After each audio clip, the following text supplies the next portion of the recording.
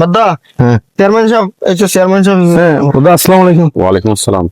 I বিদেশ তো 10 বছর পরে আসছি রে। আর ভাই রে টিয়া পয়সা হামাইয়ে দিই একান্ত তো তারা জায়গা জমিন লইতে হই, তারা সুন্দর করে চলতে হই।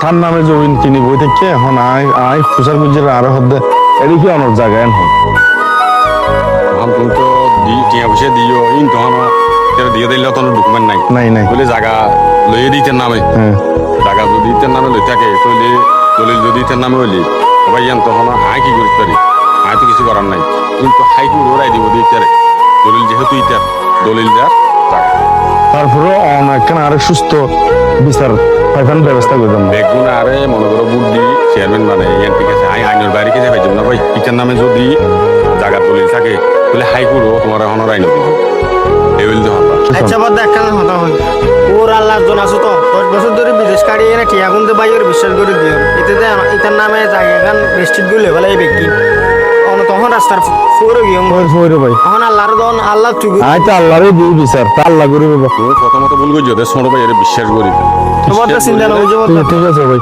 আল্লাহ করে বিচার